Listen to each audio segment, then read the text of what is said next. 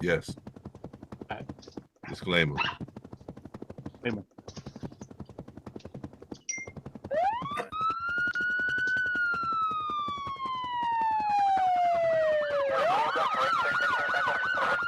Negative K, nothing further, just Kitty Cammy in the corner. That's a direct order. Do it now. Good afternoon. Good afternoon. Today is October the 3rd, 2024. We are Roll Call, Black, White, and Blue for Better Relations. I'm here with a few of my friends. I have D, I have JT, I have Cheech, I have Derek, I have Mark, I have Melba, I have Rich, I have AC, I have Jim, and I have Tyrone.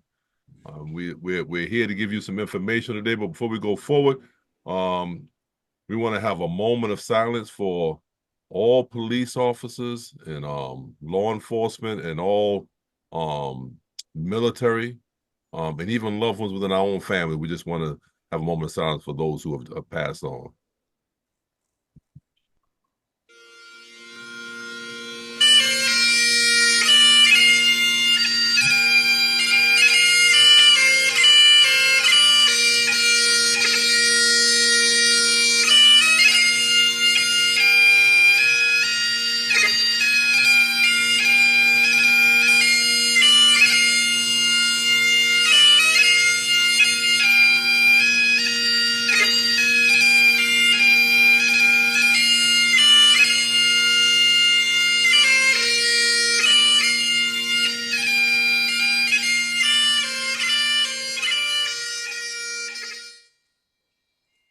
All right, all right. I'm going to ask the Cheech will give us our disclaimer, and Melba will give us our statement of purpose.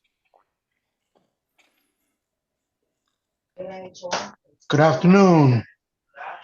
Before we get started, just wanted to go over a couple of things. The comments and expressed concerns made by members of guests of roll call are the opinions of each individual. They're not intended to be legal advice, recommendations, or suggestions for our listeners.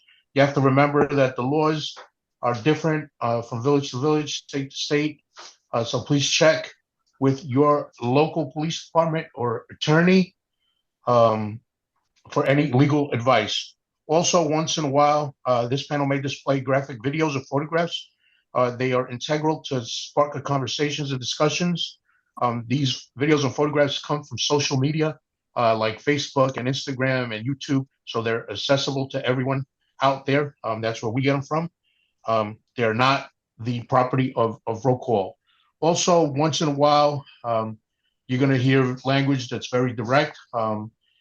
Members of roll call we speak our truth is very spontaneous. Um, please don't take offense to it. And that's it. Thank you. Thank you, Cheech. Thank you, Cheech. Melba? Hello, everyone. Roll call. You know why we're here. We have four basic tenets. We are pro law enforcement. We are anti-racism. We believe in equitable justice, equitable policing, and most importantly, Black Lives Matter. That's it. Okay, well, thank you, Cheech, and thank you, Melba. Mark is learning how to use his stuff. Go ahead, Mark. Go ahead. Listen, first of all, let me just say this. Again, happy birthday to Rich, who celebrated his birthday on October the 1st. Libra Yes, thank you. season. Right? Happy birthday, Yes. sir. Libra My season. sister. That's My one, sister. that's one of our own right there, Rich. So we say happy birthday to you. We're also saying we're praying for Ty's wife Ursula and his whole family. Yeah. On the family member that's not doing well this time. We're also praying again for Cheech, who had surgery this week as well. Had surgery on his eye, and had a family member that was murdered, I believe, in Mexico. Right? Is that what it was? A family member that was murdered. Listen, listen. We're all going through some stuff right now. So I like to start the show off by praying for those and letting you guys know that. And this is not just Donald Butler. This is roll call praying for everybody. This is roll call praying for everybody. CJ on the loss of her, I think a goddaughter's father, I think she said. We're praying for her. We're praying for and Tyrone did mention his brother Derek Green, who just come out of surgery as well. So we're praying for him also. Anybody else that JT, we're praying for you, JT and his wife Orlando. We're praying for them. Melba, we're praying for you. AC, we're praying for you, you and your wife. If I don't call your name, I'm not praying for you, but I'm calling out for those who are just sticking out right now. So we're praying for roll call. Amen. And then for those who are listening on our panel, we're praying for you as well. Renee Henderson, I see you're on. My wife Sylvia's on. We're praying for you, Beverly Wells, as usual. And Beverly Wells is a great supporter, y'all. Great supporter. I actually wrote a letter of recommendation for her son. I think he's in Charlotte, Derek. I think he's in Charlotte, near you, for the police department or sheriff's department, one of them out that way. All right. Listen, let's get started. Again, does anyone have anything that they want to say before we get started? Anybody? I know, just so you guys know, Derek has to leave early and Melba has to leave right before we get off the air, but we get off the air at 4:30. All right, Rich. Yeah, CJ's goddaughter's dad, James Brooks, Jimmy, we called him. He was a corrections officer at the Nassau County Sheriff's Department, as you know. And then also prayers for a couple of firefighters and a police officer that were killed during this hurricane, while helping others down here in North Carolina, South Carolina, and Georgia. While we're speaking about that Hurricane Helene was a rough hurricane, and a lot of people didn't have power. A lot of things was going bad, but I think there was over 150 people that was killed by this storm. So we're praying for our nation and all those that were affected by this storm in some kind of way. Now believe me, when Florida hurts, the rest of the nation is going to feel it somehow, either through fruits and vegetables or whatever. We're gonna feel it somehow down the road. So we're praying for everyone that was affected by this storm. All right. Okay, Melba, you didn't have to bring your best friend on. He's my stalker. Well, listen, we have a few videos and we'll try to get through these videos. The first one is with an off-duty police officer shooting a man over a parking spot. I believe that's what it was, right, D? Yes, sir. Yes, sir. Let's go. Yeah, Let's go. first, Marietta. I thought it was Georgia, but it looks like that might not be it. But I'll research that. Yeah, just a lot of us in the room are retired, considered off duty. We'll show you what can happen. Let's go. Yeah, that's now to breaking news out of Marietta. A man has been shot and critically wounded by an off-duty police officer. For more on the circumstances that led up to the shooting and what witnesses saw, we go live to Inland Empire Bureau Chief Rob McMillan. Rob? Well, Marietta police say it happened around 9:15 this morning in this parking lot. A couple of witnesses telling us that an off-duty officer walked out of the gym and noticed two other men arguing in a couple of these parking spots here. That argument stemming from some kind of road rage incident. The off-duty cop walked up and tried to intervene. That's when apparently one of those men pulled out a replica firearm, and that off-duty officer opened fire. He's moving. Cell phone video showing the moments after a shooting in Marietta involving an off-duty Hemet police officer. Evidence markers indicating shell casings in a parking lot at the corner of Marietta Hot Springs and Margarita. The front window of one business shattered. And I heard shots. Pop, pop, pop, pop, pop, pop, pop, pop, pop, pop.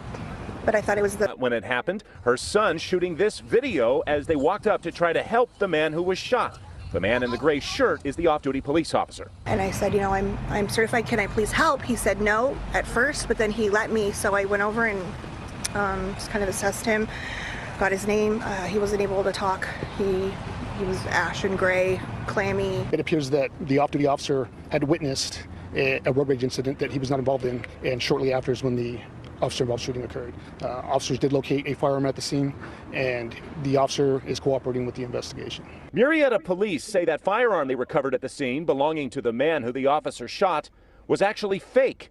Details about the road rage incident are unclear, as is why the off-duty officer opened fire. When we first stopped to see what was going on, I heard him say, "You can't go around pointing guns at people." But at that point, the gunshots had already gone off. Yet another example of how quickly road rage incidents can escalate, this time with someone who wasn't even involved. If you want to cut in front of me, cut in front of me. I'm just going to put on brakes because it ain't worth it. Because nowadays, everybody carry a gun. And at last check, the man who was shot was still in the hospital in critical condition. Hello, I'm Mark Brown. Get more great ABC7 I'm content sure there's a by lot to clicking say the about that. But let me just say this, because I've been thinking about this just the other day too. Stop pulling out these fake guns. Stop. I mean, listen, the joke's on you. You know, stop pulling out these fake guns thinking that you're the only one that might have something. You don't know who you're dealing with. And so, listen, I don't know if they're gonna find anything wrong with this situation, but from what I can see, you know, first of all, I wouldn't intervene. That's well, he's still, but there is a difference between off-duty police officers and retired police officers. There's a big difference. I'll leave it there. I'll let you guys go ahead and attack it. Jim, and then D. Yeah, I think Mark wants to jump in. Go ahead, Mark. Oh, Mark. No, I just wanted to say that was in California. Marietta's in California. Marietta, not Marietta. Marietta's in California. How's that? You know, is that better? Don, I tend to agree that maybe it's a lesson of getting involved into these road rage arguments that could get to that point. But based on what I saw and what was said, I mean, obviously he pulls out a gun, he's going to get shot. I mean, and it's as simple as that. And I hate to be so flippant about it, but that guy doesn't know it's a fake gun. You pull out a gun, and you're going to get shot. Right. So, you know, I mean, maybe, you know, like Don said, some people wouldn't have gotten involved and it wouldn't have got to that point. But that is absolutely Monday morning quarterbacking, as Mark would say. Mark, go ahead, D. I don't think he heard. he heard you. Believe me, he heard you. Yeah, real quick. He writing something down. Yeah, they called it a replica gun. Yeah. They're making all of these firearms, air firearms, pellet guns.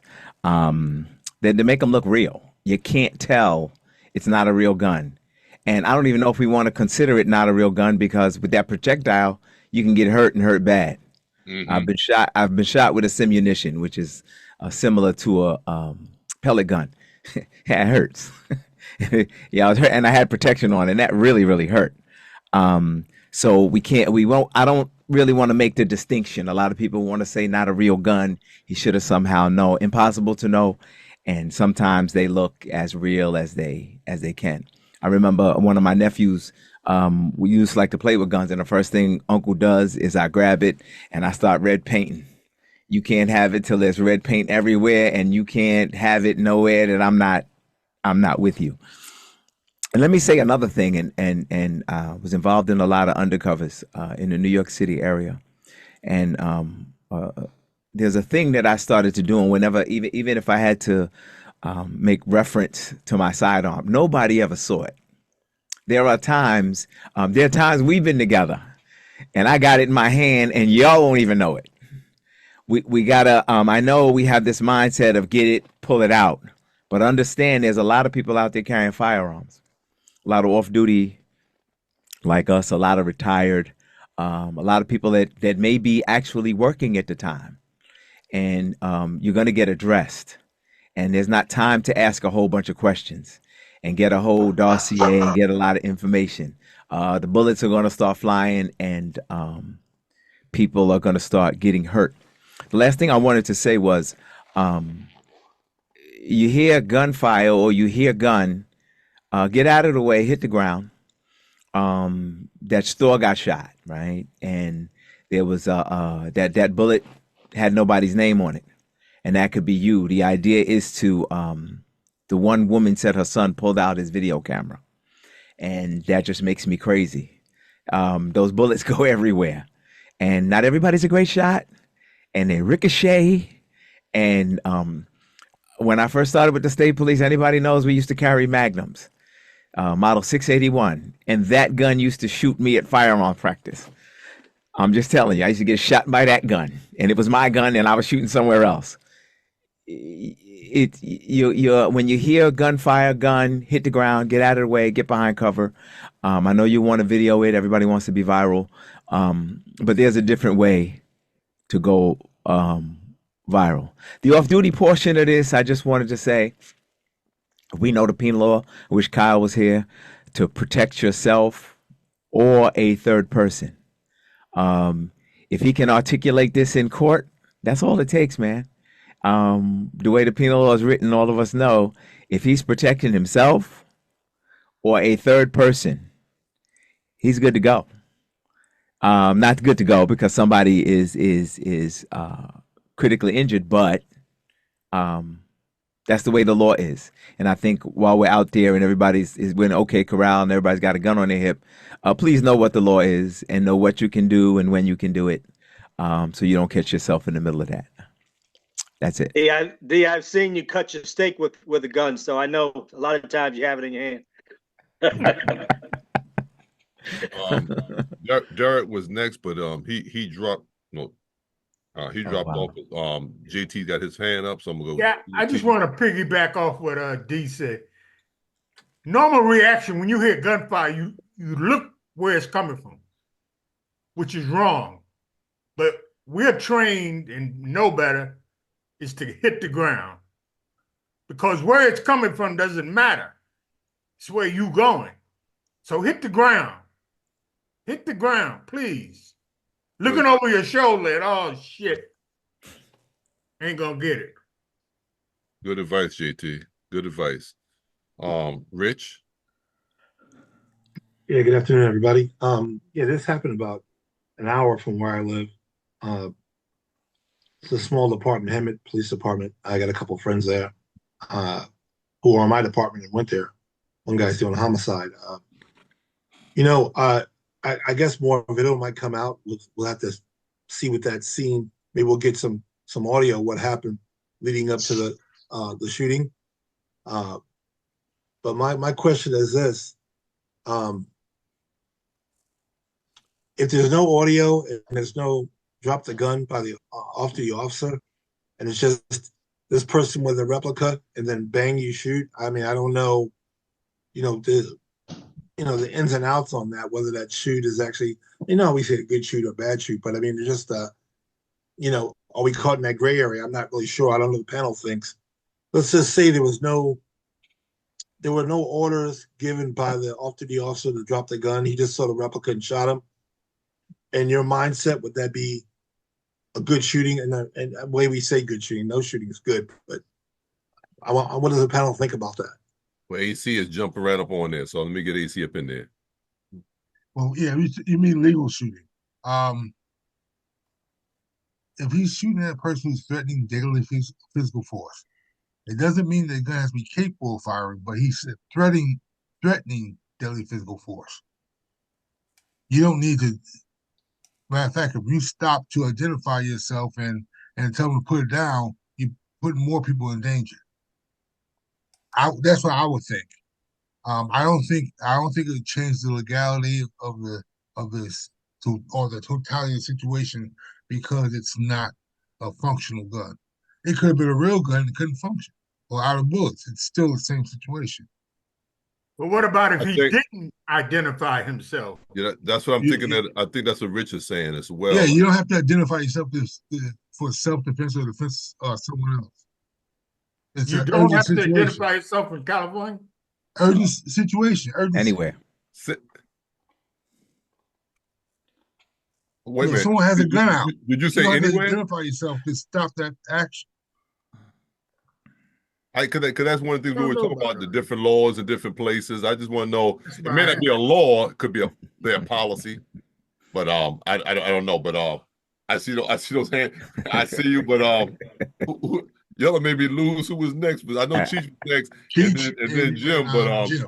And Jim threw his finger up before he got his hand up and his finger up at the same time. So go ahead, Jim. Yeah, I think we're going all over the place with this. The bottom line is, and if you go through any deadly physical force course, the drop the gun thing, that may be nice to do if you want to do it. There is absolutely no law that says you have to say drop the gun.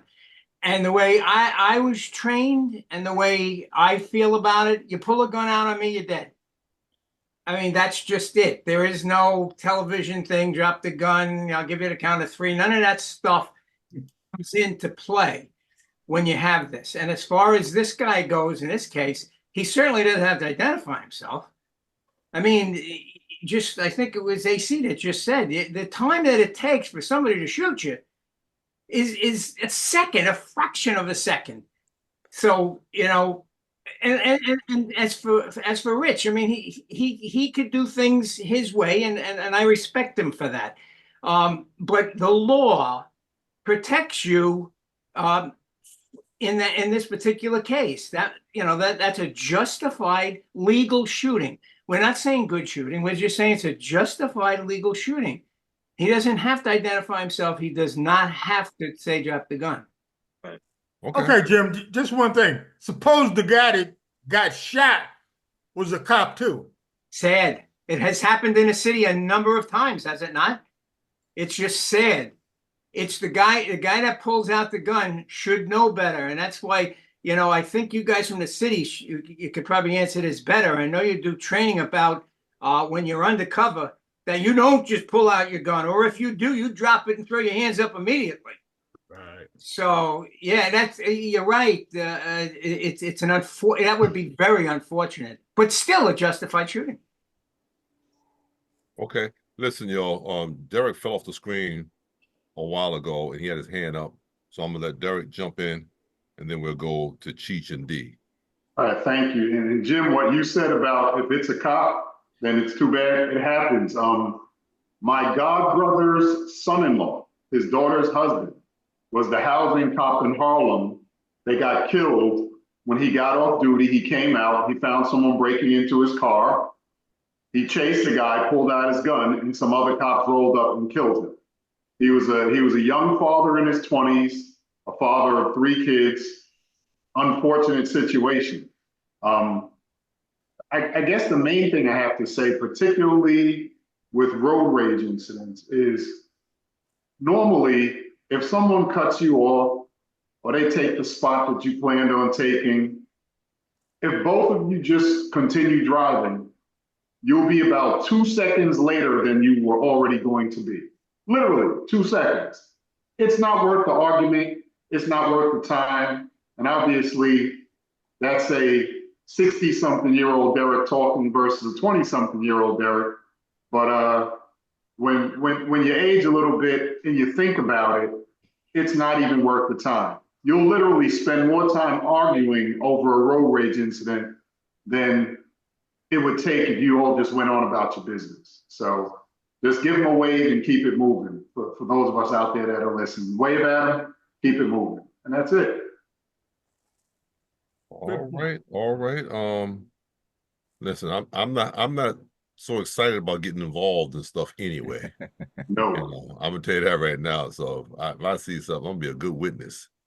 I'll start getting some information that way, but I ain't too interested in getting involved with something. And a lot of times when I'm out there, I'm out there with my wife, and I'm like, I'm not trying to pull her to anything either.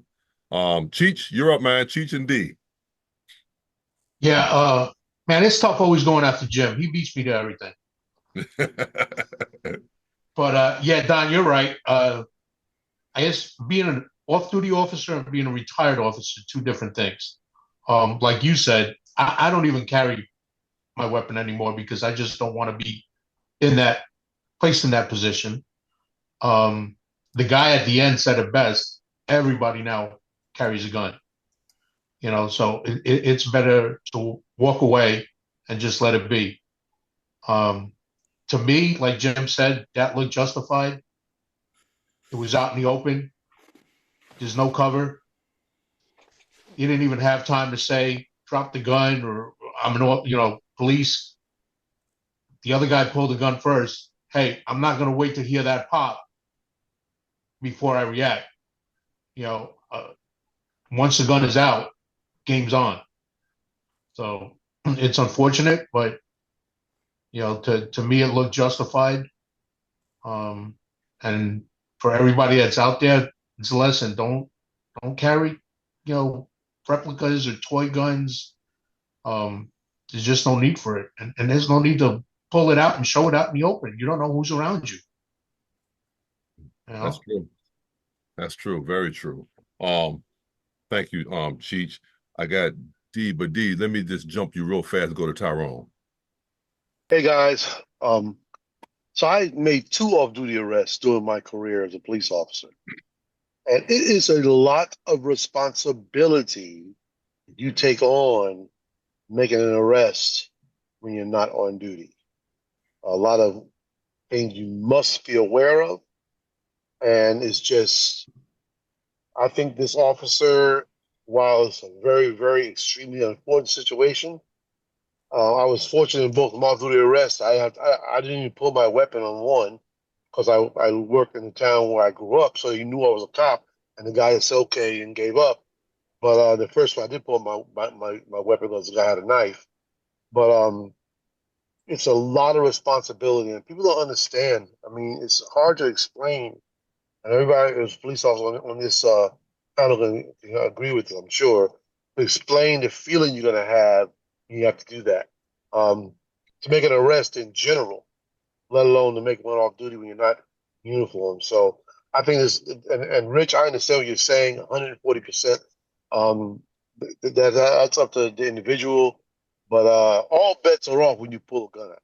Yeah. If you pull a gun out, you're not trying to meet my family.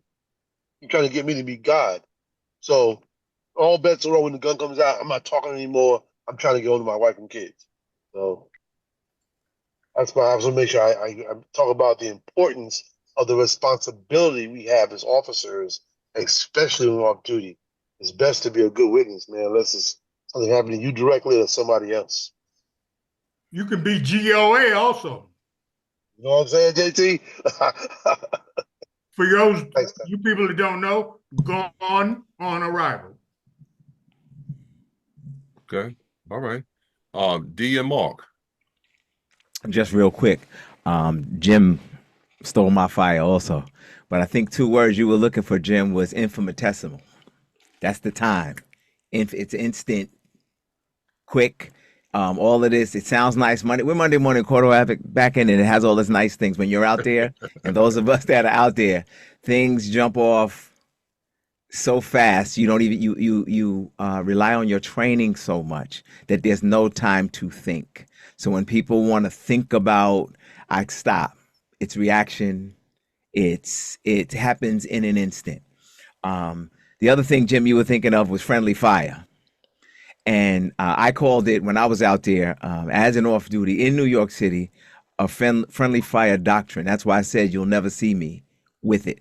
Because in New York City, there's 3,300 different law enforcement jobs. We're not all on the same radio. Sometimes we can't even get the same radio together. And that could happen in an instant. So when you're out there and you're doing a job, especially in an undercover capacity, which you're on duty, but you're maybe a bad guy, people don't know you're on duty. You can't, that thing is for your protection and your protection only. All of this pulling out, holding a gun on somebody. Once I got out of uniform, that was cute in uniform. Out of uniform, absolutely not. Absolutely not. Nobody can see that you have it. My nieces and nephew, we know Uncle Didi always carries, but we never see it. We never see where it goes. We never know where it is. We know it every once in a while they brush up against me. But other than that, you become adept at not hiding it, but keeping it concealed.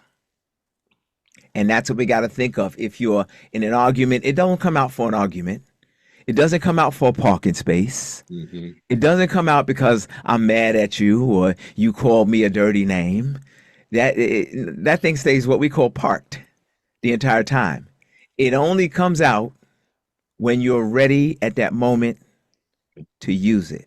Anything else, as far as I'm concerned, is unacceptable by the law. A quiet storm popped in the room. Thank you very much. Maybe she can tell us more what the law is concerned. The way I read the law, protecting yourself or a third person, as long as you articulate it properly, I don't think he's going to have any problems.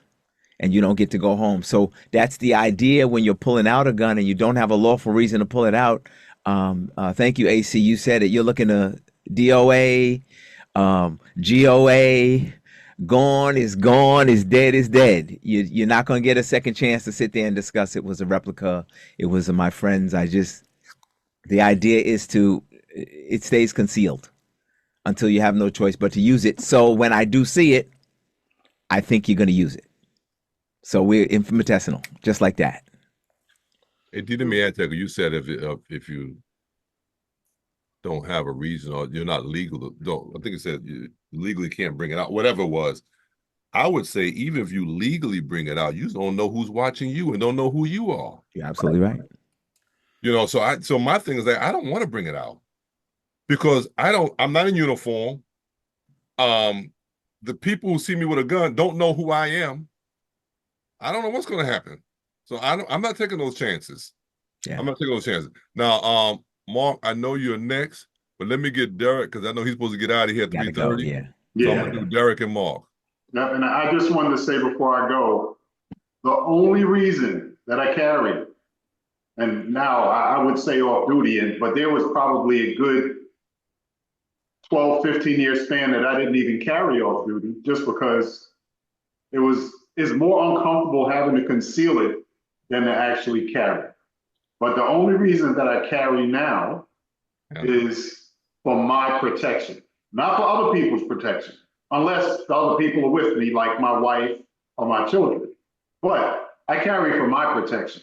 If something's going on and I see it, I'm getting on the phone.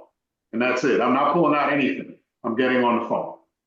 Mm-hmm. And with that being said, people, have a good day. I have to leave. But all right, everyone, have a good one. Enjoy the concert. Yeah. Thank you. All right. Mark, you're up, man. Yeah, two incidents real quick. I was down in Maryland, and it just shows you, and Dee's right, when you pull that gun, it's such a responsibility, and if you're not aware of it, you can become the target. I was in a parking lot. My brother asked somebody to slow down. They were flying through the parking lot. Next thing you know, the guy comes all the way back, and now he wants to argue with my brother, and he kept motioning toward his door like he had something. Now, I was standing kind of behind my car bladed, and I started to pull out my gun just in case this guy did go to shoot my brother. Then I had to remember that the supermarket was right there. And in the supermarket down in Maryland, you will have chances are, an off-duty officer in full uniform. Absolutely. Security. So now I said to myself real quick, if I pull my gun out to protect my brother, am I going to get shot by friendly fire? Okay, by this guy. So it's your mind has to always be working, and you become a target when you take that gun out when people don't know you. Another quick incident was I was working on duty, me and another officer, and a guy, drunk guy, he gets behind the garbage can. Now all I see from my angle was him just stand there and do this. The guy that was with me actually saw the guy grab or you saw the butt of a gun. But I don't know if you remember, it was really popular about, let's see, probably in the 90s, maybe in the 2000s, but it was the knives with the gun butts. One of the worst things you could ever carry, because you look at it and you think gun. And the guy was lucky because the officer that saw it hesitated enough to realize that it wasn't a gun, it was in fact a knife, and then we hit the guy fell over, he was just pissy drunk. But that could have been a bad situation where this guy got shot, and it would have been not a good shot, but a legal shot, because of the fact that, nobody's going to wait around to see if that's a real gun or not. You go to pull, you can pull your cell phone on an officer, and if you make the right motions and he thinks it's a gun, it's just a stupid thing to do. So, even when we tell you, when you get confronted with police officers, you want to go home, keep your hands up, follow orders. You want to complain the next day, but don't make any fast movements. Don't go for your wallet. Don't go for your cell phone and whip it out and take video of the guy. You really have to think out there on the street, because things can happen and they're not going to happen the way you intend to. Hey, Mark, years ago you said they had knives with the gun butts. You know what they have now? They have cell phones. Cell phone. Wow. Another dumb idea. Yeah. Oh, man. As soon as I saw that, I put it on my Facebook page and said, please do not buy one of these. Please don't get one for your kids. Please do not do it. All right. I got D and JT. All right, I just wanted to Kyle put a question in the chat, and I wanted to just address it just in the way we were trained. When I was trained as a state trooper, you're a police officer 24/7. You don't get that luxury of I'm off duty. I know a lot of guys off duty. That's it. It really wasn't a luxury. And as more and more things happen, especially in the New York City area, they wanted us on the Long Island Railroad, off duty, going to work. They want you on the train off duty going to work. They let you ride the railroad and the train for free, the bus for free. There's a reason, because they want you on that bus. Now, you asked the question. Everybody has the Monday morning quarterback. The only reason they got you on that bus for free is you can't be on that bus and there's something going on and you sit in the back and waiting to make a phone call. You can't go back to your command with that. It's just not going to happen. All you guys are working. Tell me if you felt comfortable doing that when you were working. And my idea then was, I'm sorry to interrupt you, but my idea then was they want you on there to act, but you have to understand, as an off-duty officer, you have to understand where you are in what I call the continuum. Okay, I always look at the continuum. Mark said it best. And down there, those guys carry guns. When somebody else around that might carry a gun, I got to know where I am. We don't walk around willy-nilly. If the guy's carrying a gun, he's got to know that, because that could end his life. So just trying to answer your question as much as I can. There's no written rule. If you're off duty, you have to. But with your training, if there's something goes on that train, that bus, at a place where you are and you're off duty, you go back to your command. I don't think society is going to be okay with you calling in a 911 and hiding under the seat. You tell me if I'm right. They're not going to be okay. What did you do, officer? Were you armed? Absolutely, but I was under the seat because I didn't want to get in any trouble. I'm just saying, repeat the question because the audience doesn't know my question. Oh, okay. Let me see if I can get the chat back up real quick. Okay. Kyle said, if you are off duty and witness a crime, now that changed it. In the aftermath, does the department expect you to get involved? Because of that, you said witness a crime? Absolutely. But I was trying to discuss it in the overall. Yeah, if you're off duty and you witness a crime, you have to. You don't. I didn't. Everybody took the oath. It didn't say between 9 and 5. It didn't say at 5:30. You're not. You don't have the oath no more. It never happened. You took the oath, and whatever hours you were working. And for us, I don't know whether maybe you guys have a different going to and from work is considered working. If I get hurt going home from work, that's an on-duty injury. So they consider us working going to and from work. And those of us that are working 16, 18 hours, that's a whole day. So maybe go ahead, Don. I don't want to jump your play, but Jim's got his hand up. I don't want to. So does Mark. No, you're good. You're good. I saw Jim. Go ahead, Jim. Jim and Mark. Yeah, I think we have to be careful here. There's a very distinctive separation here between what you're expected to do under the law and what you should do under your duty for the department. They're very different. And in New York State, and Kyle could correct me if I'm wrong, in New York State, you are not required by law to take any criminal action of any kind. But now you may violate your oath of office and get fired from your job, but you can't be held criminally responsible for not doing anything. That's even on duty. Thanks, Jim. Right. So there's a big distinction now, and I would assume that what we're talking about by department would be different. Some departments would expect you to take action. Other departments don't want you to take action. They want you to stay out of it. Call 911. Do not do anything yourself. So I think that particular question on what the department will expect of you would be by department, because there's no law that says you must do that. I did mention in the chat that there is one state, I think it's Vermont, that actually makes citizens get involved when they witness a crime. Really? You could check it out. I'm not sure, but I think it's Vermont. That if you're a citizen and you witness a crime and decide you're going home and not do anything about it, you've committed a crime. Wow. Yeah, I think it's the only state in the union that does that. And Vermont is the safest state in the union, by the way. I just heard that the other day. And now we know why. Let me get Mark, and I got you, JT. You on my list. All right, man. You know. All right. So to add to what Jim said and what Dee said, because they're both very accurate, the key word also is one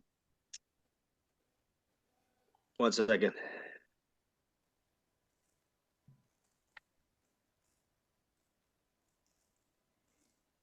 Okay, I just want to use the proper vernacular. So it's take action.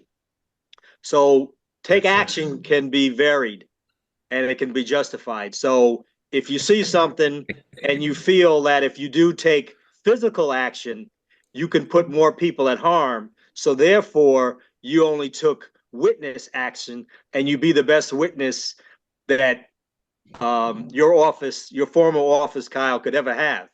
But that you're still taking action and you're still doing it. And if anyone gets hurt, then you're administering first aid as best you can. So, there's a little wiggle room in there as far as what you perceive and what everybody else perceives as taking action.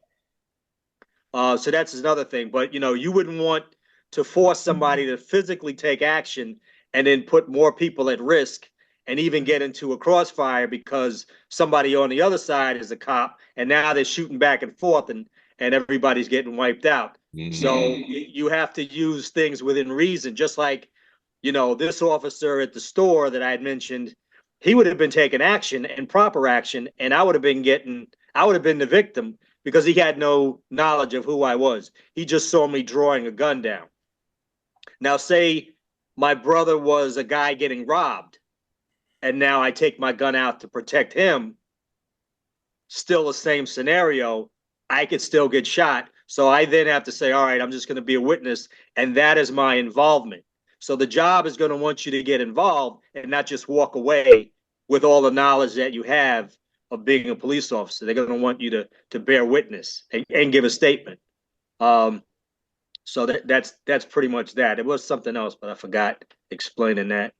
It comes to me, I'll come back on. Yep. JT, what'd you say, AC? Crimes. Gotta be a crime. Yeah. The state trooper don't realize that, because his geographic area of employment is everywhere.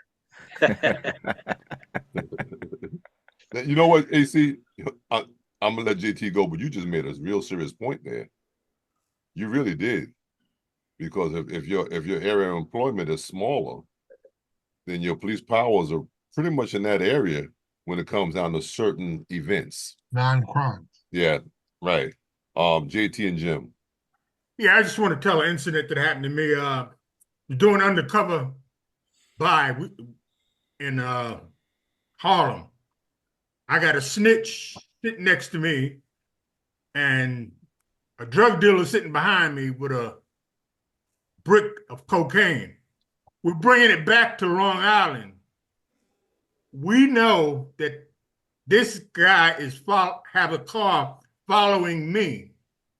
We know this.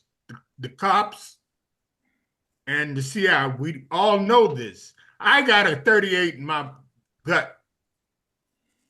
Ray Enright, who used to be God bless him, used to be a police officer in Hempstead, pulled us over because he was supposed to pull us over. He pulled us over. He didn't recognize me from Mark Matthews. Yeah. He pat me down. He feels the gun. He called gun. Now, my thing is, I got enough backup right here. But if this trail car come, see us pulling these guys over, this guy over, which is me, there might be shots fired. Now I'm standing up here without a gun. Worst feeling in the world. An inmate didn't know who the hell I was.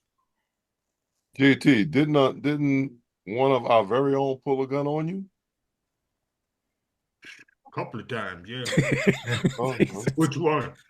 I was on Terrace Avenue. Common occurrence. I ain't gonna say which one. I just know you had a gun pulled on you. Oh yeah, hey, you black, you get it. But we were doing a buy and bust up on Terrace Avenue.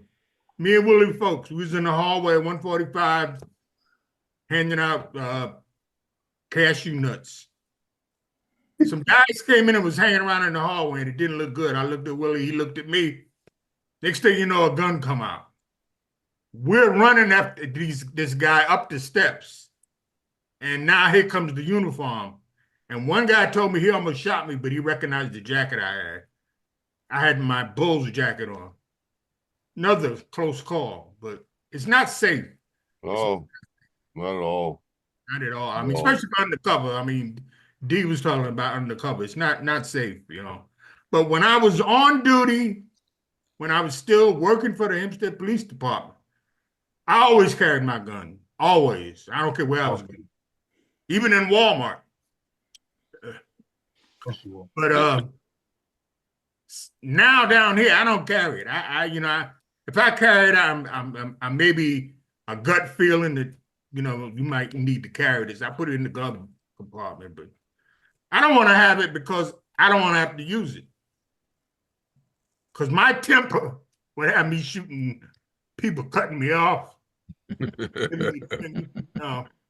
No, JT didn't say that. JT definitely did not say that, y'all. He's playing. Messing around with us. He's playing joking. games. Don't believe a word JT is saying. You haven't done it so far, JT, so it's not true. No, it's hard to pull a gun out from my dresser drawer, I'm in the car, but hey, it's just not safe. It's not safe. All right. Well, thank you so much, JT. Jim, go ahead. And then we got another video. Yeah, just to add a little something to this conversation, which is extremely interesting. Years ago, I had a discussion with somebody on a job about, and here's the scenario. You're on duty, your uniform, you're working your beat, and somebody comes up to you, taps you and says, hey, there's somebody that needs help on the next block. And you say, I'm going to lunch. The question that was raised, did you commit A, any crime, or B, are you civilly responsible for that act of non-acting? And we went to a Hempstead judge at the time, I won't mention his name, but I guess it doesn't matter, who told us no, which was crazy. We couldn't believe it. No, there's a thing called in civil law, special relationship. And if you haven't developed a special relationship, that was the police officer to the guy that needs help. And if there wasn't a special relationship, you could not be held criminally nor civilly responsible. Now, that being said, you violated your oath, you're going to get fired. That's for sure. And the department's going to get sued for not training you properly, and somebody's going to make $1 billion. But you as an individual cop cannot be held civilly nor criminally responsible because you didn't develop a special relationship. And that's all I remember from that conversation, but I remember it was crazy to me then. It still sounds crazy to me now. Sounds crazy to me now, too. I mean, I hear you, but it sure enough sounds crazy. Definitely a little crazy. Now, you may not be held civilly, but you probably lose a couple of days. I would go out on a limb and say you're probably going to get fired. Yeah. I would say that too, Jim. I would think so. All right, let me see. Who do I have? I have Mark. I see Mark's hand, and there's another hand. Who's it? No, Mark. Okay. Yeah, it was a real question. Real quick question I wanted to ask Kyle because she brought it up, and somebody talked about Vermont being where civilians. Isn't it true in New York, Kyle, that civilian? There's a law. It's not really used, but there's a law where if an officer tells a civilian to help them and they don't, they can actually get arrested for that. It's on the books, as far as I know. Correct me if I'm wrong, but it's one of those laws that either the police don't use it or the DA's office doesn't use it. But it is in fact, or it was in fact, a law. Does that still exist? I don't know. I would have to look at that. What you're saying, I have some vague recollection of a discussion about that, but as to whether or not it's actual law, I don't know. I haven't ever heard of us using it, or believing that it should have been used. But I have to look. Right. I'm not Wouldn't sure. that tie into something like comedy in a car? No, it was more like a Good Samaritan type law. Where Okay. you would, hey, stop that guy. Guy did something. Officer in uniform says stop, or an officer's fighting, and it would probably really be used for something more life threatening, where an officer's fighting and the guy's like yells to a guy, like, say for instance, D's not a cop and he's standing there, and I yell at him, hey, he's about to take my gun, grab the guy, and now D doesn't do it. D's like, screw you, I ain't getting paid, and just stands there. After the fact, that's what that law was for. Yeah, I don't can't. know. I don't know if it still exists, and that's a more serious thing. It's not like, somebody went. I'm chasing somebody in a car, and I expect you to pull them over and block them with your car. Not something minor like that. Something major where it's life threatening. That's really what the taste of the law was. I see Jim's got his finger up. Yeah, I think listening to you, Mark, and if that were indeed a law, I could see it really being something that the district attorney's office wouldn't want to try to prosecute, because like you said, where do you draw the line in that order? Stop that car, stop that guy, help me with this sick person. Like, where it would have to be so specific in order to be prosecuted that I can't see any prosecution surviving it, with an open-ended generalization. If a cop asks you for help, you have to help them. Yeah, Well, because especially putting the person in harm's way, and you don't know the capacity of that person, the physical abilities of that person. I mean, perhaps other than asking them to call the situation in, call 911 or something like that, I can't imagine going after someone for failure to act or to assist a police officer in some sort of confrontational situation. Yeah, whether it was enforced or not, Jim, I do recall the law. I just don't know if it was still on the books. Yeah. But I do recall seeing that there was a section.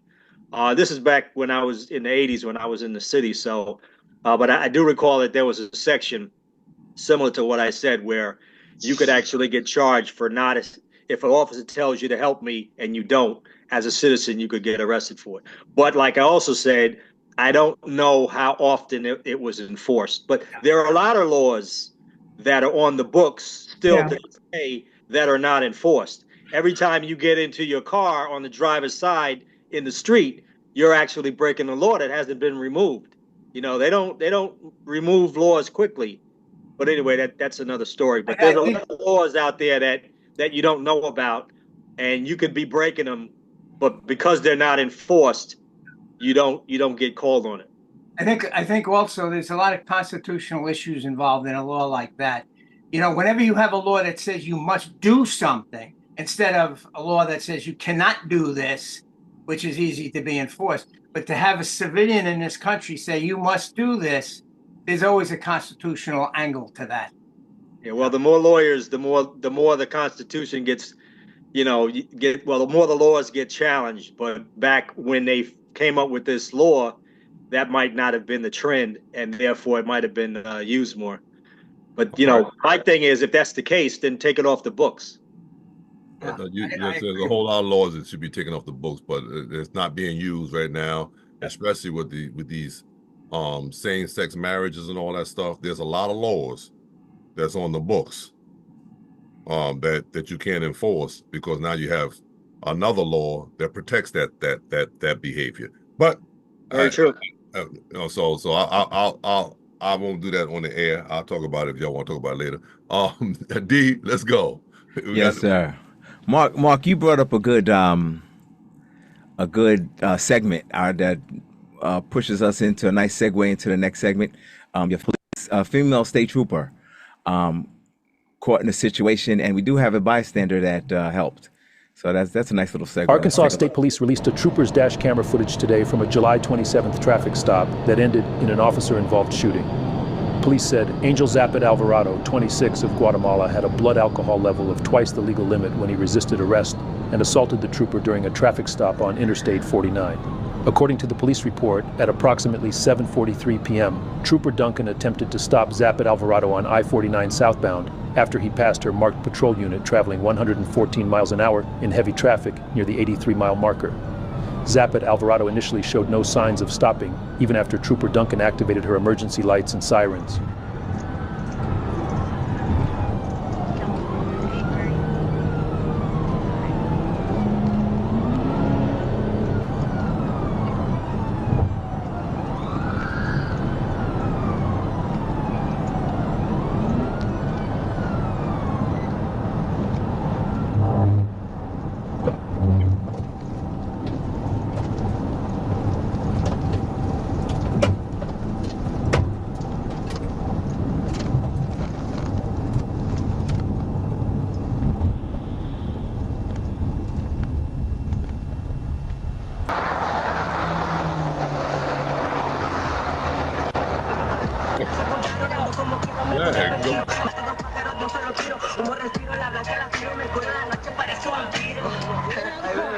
Get out of the car.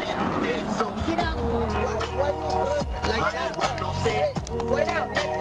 Get out of the car. No aceptan el lujo, es mal de marihuanos, los callejones son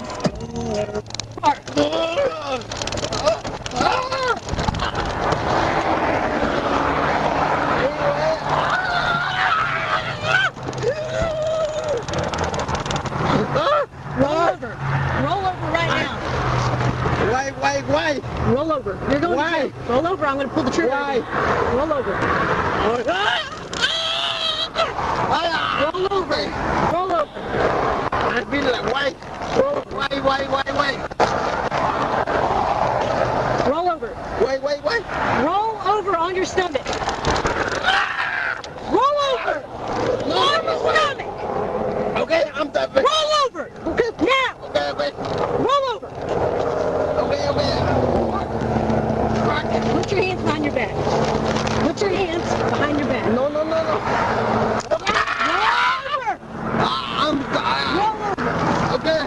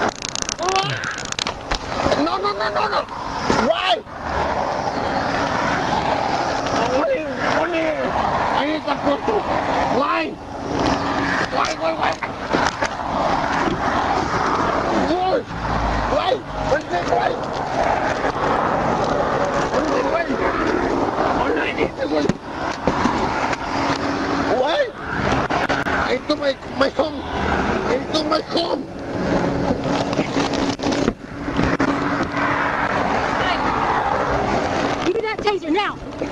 No, no. Esto me come.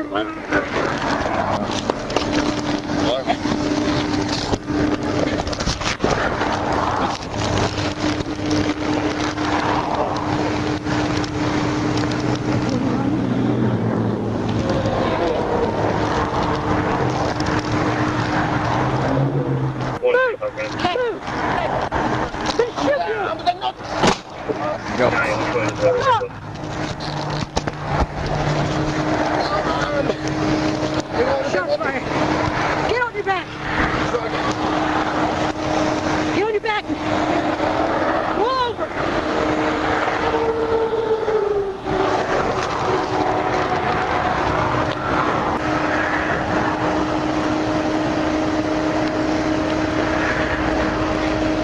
Give me your hands.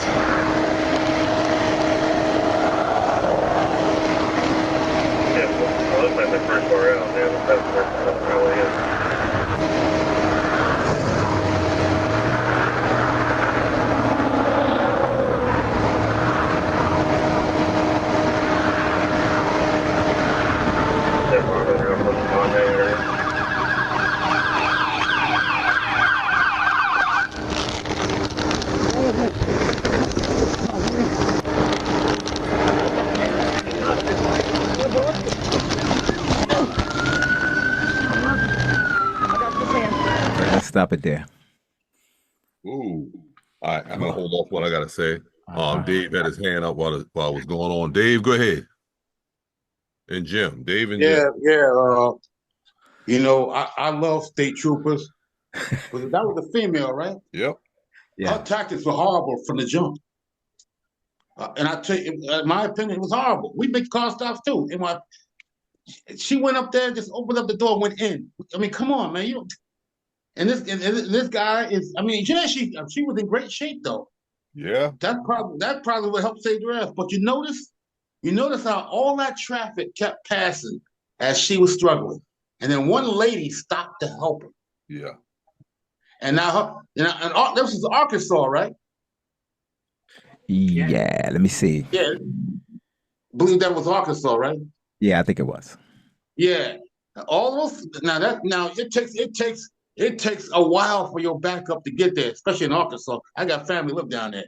It takes a while for backup to, and they coming too. They doing about 100 and change trying to get to you.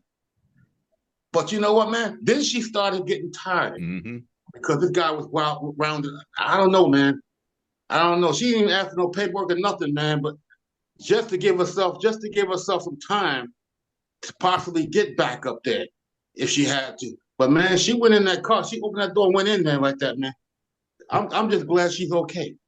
Yeah. Because I just thought the tactics were horrible, man. That's like I'm 234 pounds, man. Now, if I wasn't a decent guy, and maybe I was impaired, maybe I was in a bad mood, I bet you 4 bills. Come on, man. I mean, come on. We can't even do. We have to think even at our size and our strength.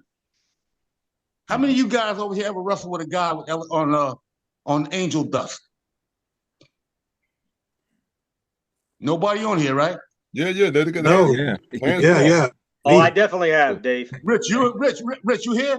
You big as you are, Rich. It could be some guy 134, 135 pounds. That some bitch gonna give you a run for your money on dust. Yes. You see what I'm saying? And even at your size, Rich, they don't see nothing. They don't see your size. They see I'm gonna try to kill you. That's what they see. I just thought, man, and she was in great shape. I give it to her. But man, all of those people kept passing by, and a female had to stop to try to help her. Right. And that bothered me, man. That bothered me, especially down in Arkansas where they love the cop state. You know what I mean? So I don't know, man. I just thought the tactics from the jump were horrible. You don't even know what this fool got inside yet. Give yourself a chance, man. Because you got to pull out fast.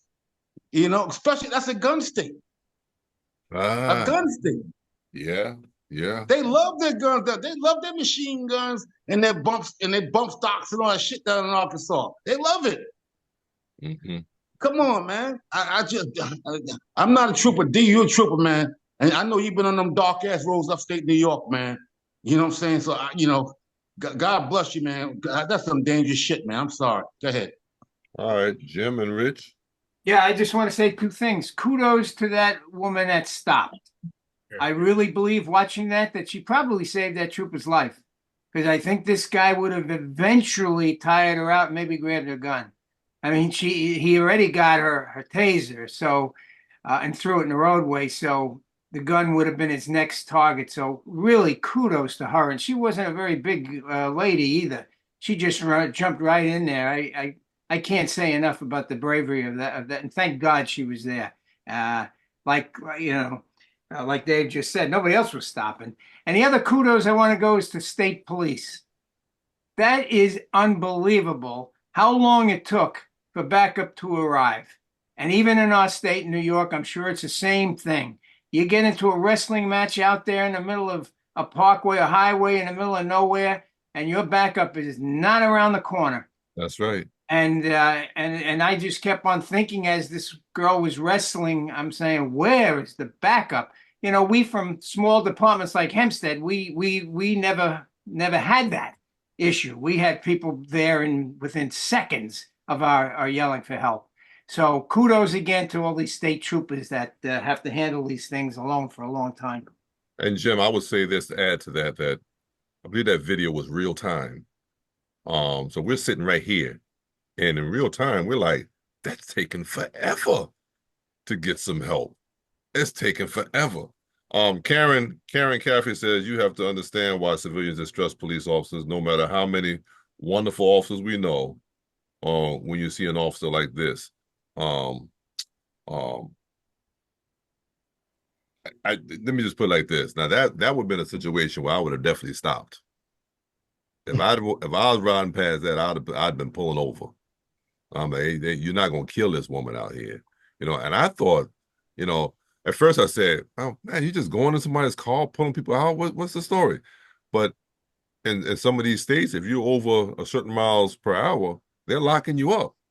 I mean, you're under arrest for reckless driving from the get-go. You're under arrest. When they stop that car, it's to arrest you, not to give you a ticket. So I thought about that as well. But then I'm with Dave. She went right up in there like there was nothing. I didn't see any type of caution being used. She just opened it up and went and grabbed them. I'm like, oh my goodness. And she held on. I tell you this, if I was out there and had a female officer working with, I wouldn't mind working with her. I tell you that right now. I wouldn't mind her as my partner. But you better keep some horse reins on her though, because she's gonna drag you in. Who did I have? Did I go with Jim already? I did, Jim. All right. Rich and then D. Yeah, I have to agree with Dave. I think her tactics was off from the jump. Basically, she opened that door. That's the fatal funnel. Yeah. And she's opening up the driver's side, which is to the freeway. All that guy had to do was kick her off balance. She's in the roadway and getting hit. Yeah. So pulling them out from that side of the car, and just a bad tactic. And I think she got to the point she was so tired, she kept stunning him with the taser. And physically, she was so physical with this guy, wrestling with him. This guy didn't comply. She got to a point where, get on your stomach. No, get your hands behind your back. None of the stuff he was doing. He was drunk and he was belligerent. And I just think she thought she had control, and she never had control on him, until she was able to put a gun away. And I don't understand, at what point did she shoot? When he got on after the taser went, he was wrestling with the other girl, and he got on top, and that's when she pulled back and shot him. So she hit him on the side of the head, or side of the head? Yeah, the right side. Yeah. I wasn't clear when she shot, but I knew she said shots fired. But I just think she could use better tactics. She could have slowed that scene way down. We're talking about, what was the offense? The offense was the driving. We could have slowed that way down, waited for backup, and taken him into custody a little calmer, a little controlled. Vice. It wasn't an exigent circumstance. I didn't feel, and I'm not really. Money quarterback is easy for us. I understand, and she just went for it. She had the big shield on her chest. You know what I mean? And she took charge, and I applaud her for that. But the taxes were poor. And she could have gotten hurt. You know, the person that came in to help could have gotten hurt because she didn't have control of the guy. As much as she stunned him with the taser, she couldn't get him under control. And then she got to the point when she didn't know what to say next, you know, to get this guy under control. So, all right. Listen, I look at it from I understand exactly what everyone's saying, but I'm like, I started picturing it myself because I did a whole lot of car stops. Man, you got me going that fast. I'm upset when I stopped you. When I pull you over, even though it shouldn't be, it becomes a little personal at that point. You put me and everyone else in danger like that, it becomes a little personal at that point, and I'm upset. Now I don't know how I'm going to respond to it, but you driving that fast, and and then it takes me that long to pull you over. I'm sitting there saying, when is this guy going to pull over? I see you, AC. I see you. Go ahead. No, I don't want to get in front. I just want to get online. Oh, okay. So I can't raise my hand. So I have D, Mark, JT, and AC. All right, let me. I'm not going to protect the state troopers as you guys think I am. I got you. Somebody said that shield on your chest. State troopers don't wear shields. That's right. We're a different part of the government, so we don't wear shields. So let's keep that clear. And let me say this: I stopped that video at 7 minutes and 19 seconds. Don, you said it great. You understand when you are making me go, in order for me to catch you at 114, I gotta go at least 50% of that. Yeah, man. To catch you. Don will tell you from stopping cars, you're in the fight. Now you're putting my life in danger. See, we got to think about this. It's not just at 30 miles an hour, different situation, guys. Mm-hmm. At 140, 150, anybody here, you all law enforcement officers, have you ever gone 150 miles an hour? It's a different situation. By him going 114, that changes that traffic infraction to a misdemeanor, and at a certain point, it goes to a felony. All right, we got to understand that. We got the quiet storm on. The rules change. Her tactics going up. Somebody said it right. My first patrol area with the state police was 30 square miles. Northern Westchester, New York, 30 square miles. There's no backup. There's no backup. There's nobody coming to save you. It's 30 square miles. When you see the trooper doing her, she's got no choice but to handle her business. There is no backup. I know we don't think that because you're in different areas. I need help. Within 2 or 3 minutes, somebody's there. The fight's on. There's no backup. Yeah. I had a conversation yesterday with a guy. I became good at deputizing people. You and you. Come on, let's go. But you had to do it. You had no choice. So I wanted to understand the context to that first. Now, we understand we have a non-law enforcement people watching. You must comply. I'm going to say it again. I hear all of this stuff. Well, why? No, you want to have these conversations. There's no conversation. The lights go on. You're under arrest. You have to comply. Anything you do that's not what we call complying is going to be met with that much force. Yep. We got to understand how it works. Now, that officer could be 100% wrong. I'm with you. 100% wrong. There is not the time to say, no, tell me about it, talk to me and have a conversation. Because I just want you to understand it. And Mark, I'm going to let you go, Mark, but once it gets escalated, it ain't going down. I know we have these great de-escalation things, and I chuckle sometimes. Once it goes up,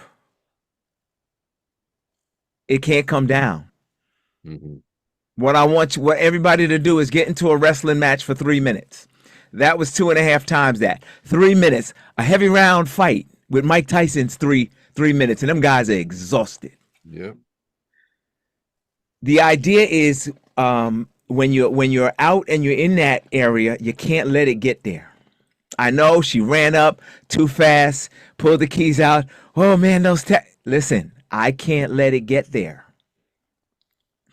By him doing what he was doing, I don't know what he was doing when he was in the car. She opened the door and went right in. But I'm going to go on what I saw. I can't let it get there. Everybody wanted to get there and have these conversations about what you should or should not done. I'm explaining to you, if you're not 100% compliant with me, the hands are going on. All of you know, after the hands go on, the cuffs go on. After the cuffs go on, the pepper spray comes out. If the cuffs don't go on, excuse me, I mean, I say that right. The pepper spray comes out, then the taser comes out, then the nightstick comes out, and the last thing is the gun comes out. I want to be very, very clear. It's and I know people are watching, they're going, well, they're having these philosophical conversations, and I see it manifesting itself with law enforcement officers. You're going to get yourself hurt. Yes. Yes. It's a progression. It's not, you can discuss this thing, and now you're going to make me do something different. I have rules, laws. Come on, Quiet Storm. I have policies, and I have what's expected of me. Those are the things I have to go by. All of these nice little things that you argue with your mom and your brothers and sisters at home don't work out there because I can't let it get there. Mark, you're going to say it. We can't lose a fight. There's no way I can lose a fight. So guess what? We're going to get there quickly, and then we're going to deal with it. We can take the cuffs off, but trust me, till I know what I'm dealing with, the cuffs are going to go on. And we got to understand that so we can operate so this stuff doesn't have to happen. If you comply right away, this don't happen. Right. So let's just keep that in mind. Go ahead, Marky. I'm sorry, Don. I'm done, Don. Oh, you good. You good. It is Mark, JT, and AC. Yeah, you brought up a lot of good points, D. Just like I was saying before, when you take out that gun, you have to keep things in perspective and work accordingly. I wasn't a trooper, but I did a lot of car stops like Donald, but I was transit. And there were many a midnight where we got out there and then my backup was 14 stations away and they had to wait for the train. And that's a whole different story. Donald knows it. Derek's not on here, but he knows it. First, I want to say kudos, because how many officers fight with a hat on and keep it on? I mean, she was bad. Was bad. Troopers, that's what troopers do. She finally had to be like, all right, let me put my hat over here so I don't mess up my hat. But, you know, and I understand what you're saying, D. The tactics may not have been like your average local police officer, but when you're by yourself, okay, your tactics may have to change. And the quicker you can put that person in cuffs, the better. The more they have time to think about it. No, wait, but this. The more they wait, the more emboldened they're going to get. So sometimes you as an officer, even though it might not be the prettiest tactics, you might have to jump on them, and before they know it, they're in cuffs. And that's your tactic, because she knows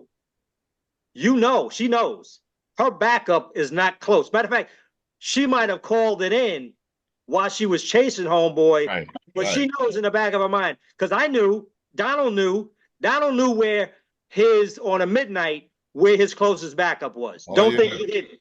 Oh, yeah. Okay, so you take that into account, and it's either fight or flight, meaning you're either going to lock this person up or you're going to get into a scuffle, and if he gets away, he gets away. But in that situation, you know, her mind frame might have been, listen, I need to cuff this guy as quick as I can, you know, ambush him before he knows it and get him cuffed. So it may not be the prettiest. Another thing I would tell you, if it was a guy, he'd have been bloody, because when the taser didn't work, the fist would have started. And if the fist didn't work, the Kellite, the flashlight, whatever she was carrying, okay, would have started swinging. And it wouldn't look pretty, but it would have been effective, because as you see, I don't care who you are, and Dee brought it up, you could be the best fighter in the world. You're going to get tired. And these guys are drunk. These guys are on drugs. You don't know it. Dave brought up the good point with fighting a guy on angel dust. Fighting a guy on angel dust. I had a fight with a guy on angel dust in the city. It's a roller coaster. These guys, you could see them going up, and when they get amped up, okay, they got the strength stronger than Donna. You can get a woman the size of any woman on this panel. Melba. Okay, when I won't even pick on Mel, but just any woman, they get to that top, they got the strength like Donald and AC. And until they start coming back down and calm down, okay, you in a fight for your life. I have that strength every day, Mark. Well, that's true. That's why I didn't pick anyone specific. That's why I was in a fight with a guy and I had his arm, little Spanish guy. I pulled him out from under a car. He was trying to steal, I think, the catalytic converter or whatever. And I pull him out and I have his arm cranked up behind his back, touching the back of his head. He didn't feel it. Now, if I grabbed y'all like that, and even myself, I'd be hurting. Yeah. But he didn't feel it. The next day, I went out and I brought hinged cuffs because I had to put the one cuff on the guy and the thing was just spinning. And I had no traction to control that arm to get the other arm. I was stronger than him, but he was so wiry, okay, he was all over the place. And I went out, Mitch Rubenstein had him. He had the hinge cuffs. I went out and got them hinge cuffs because if I turn those things, it's going to snap your wrist if you don't comply. So that was just one of the things that you had to do. You have to adapt as a police officer. So once again, you have to know your surroundings. You have to know, your capabilities, and you have to work accordingly if you want to go home that night. If you got a lot of backup around, guess what? That night you might not have it. So you have to act accordingly. But it just goes to show you the dangerous part of a police officer's job. Every time we got in that uniform, it was not a guarantee that we were going to go home at the end of the day, no matter what. We could did everything right, still not make it home. Absolutely. Thank you so much, Mark. Cheech will be the last person. I'm going with JT, AC, and Cheech. Yeah, first of all, I want to make an apology. A lot of people don't really know me, and some of the stuff I say, or should I say some of the shit I say, it's not what I actually would do. I wouldn't shoot at a guy giving me the finger, a car at all. But as far as the state trooper doing her job, she did her job. She didn't do it correctly because just like Mark said, traffic is coming on the other side. If she had went to the passenger side, took the keys out, and sat there until her backup come, outside the car, don't sit in the car in case he gets out, he would have fell asleep, drunk as he was. But we don't know that, but I'm pretty sure he'd have fell asleep. He can't go nowhere. He don't know where he's at. And the civilian that stopped, just like Jim said, kudos. Because, hey, she could have got killed and everybody else could have got him. And she could have went home. The trooper could have went home safely. But that is something you got to think about before you do it. I mean, you just jump out the car. The trooper don't know who you are. Might be his pal or something. But everything was handled well once they got him out the car. But she should have never went up to the car to drag him out. I mean, he could have shot her point blank. Absolutely. Huh? I said absolutely. I mean, why do you want to drag him out? Well, okay. If you take the keys out of the car, he can't go nowhere. He's out there. Maybe he'll get hit by a car, but you don't want that to happen. But but still, she risked her life rolling around with him because the car could have hit the car. She could have been very dead. Absolutely. He could have kicked her out there too, JT. Yeah. Oh, yeah. That's all I was looking. I was like, please. He pushed her and she stumbles her. Yeah. 2 or 3 feet. Listen, that civilian went and got that taser out of the highway. Yeah. So she took a chance too. I got AC and Cheech. Okay. I'm the de-escalator advocate. That being said, I'm gonna try to make this more so us people who work in urban areas can better understand this. She wasn't being pulled over. She wasn't pulling him over for speeding. She was arresting him for a crime of reckless endangerment, a reckless driving, excuse me. And everybody mentioned it earlier. It's not poor tactics. It's her choice of tactics. She knows her capability and incapabilities. She knows she couldn't stand up and square up with a person right by the street. She tried to snatch him out and bring him around. I would have did something different because I can't fight for 30 minutes. 30 seconds. So although, like I said, I would have to do it differently, I can't disagree with the way she did her job. She couldn't let him go on because he's driving reckless. It's a danger to too many people. You know, to sit there and let him go or wait for him. You don't know if he's gonna pull off. She had to go get the keys. And while you're getting the keys, you gotta get him out of there. So Why? Why? Why once you get the keys, you got to get him out? Because you don't know what's in the car. You don't want him sitting around in the car. Why? Why don't you? Because they say you want. I understand you like to wait for your backup to be there, but if you want, you got to control the issue. Remember, we work with other people. It's a big difference. We work with other people. They don't know where their backup. I talked to some troopers from Texas. They pull over a car full of people. They take them out and stack them on top of each other and hold them with a shotgun. And California wait does 20 that. minutes. Listen, Rich was telling us about that shows a long time ago. They pull them out, sit them down, and put just like the movie boys. No, I'm talking about when it's one person, one police officer, or one trooper pulling them out, pull 4 people out the car. He lay them on top of each other. That's what they're telling me, and wait with a shotgun for the backup to get there. They'll wait 20 minutes, half an hour for the backup to get there. So it's a different world than we know. It's a different world than we know. Oh, it is. That's what I was trying to get you. All right, Cheech.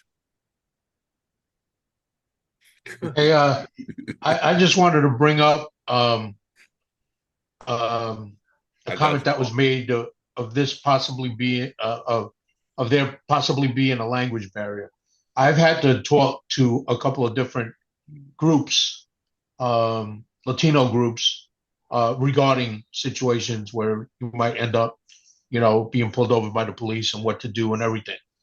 To me, it's an international language. An officer in uniform, once they're trying to take control of you, you know that it's an officer that's trying to place you under arrest or, whatever it may be. Even if you don't, it's going to be in France or Italy, and they start trying to arrest us. Yeah, we're going to ask why, but we always say, hey, comply at the moment and live to fight it in court.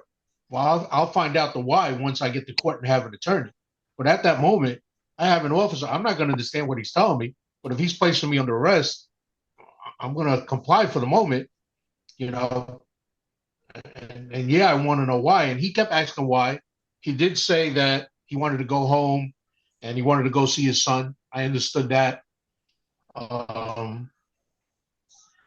We know he's intoxicated, and when you're intoxicated, you don't know what's going on. But the other issue with what JT was saying, yeah, you get the keys out, but you don't want to leave them in the car because he can, like AC said, he can have something in the car. He can have a weapon in there, and as you're waiting, he's going to turn around and do something. Or you don't know what his mental status is. Far away from the guy. But you don't know what his mental status is, and he might try to commit suicide while he's sitting in the car and you're waiting for backup. That's true. All right, but listen, I think we exhausted that. I know Mark has something to say real quick, and we're going home. Yeah, just real quick, JT. How many times have you stopped somebody who's drunk and they notoriously had a second key on them? It seemed like every time we had a drunk, they always had that second key on them because they knew the cops were going to pull them over, take their key, and think everything is good, copacetic. And guess what? They had an extra key in their wallet. How many times? Am I right, Don? Am I right, Nick? Yeah. They did it more than the average citizen. I just want to put that out there. It was funny. Okay. Listen, thank you guys for joining us. We're trying to keep it the time at that 4:30 mark. So we thank you guys for being with us, and thank the panel for being with us. Derek was with us, and Noble was with us. We're praying for Jerry, and she's doing grandma duty. but we're praying for her as well. We're praying for your families, praying for all that are listening to us.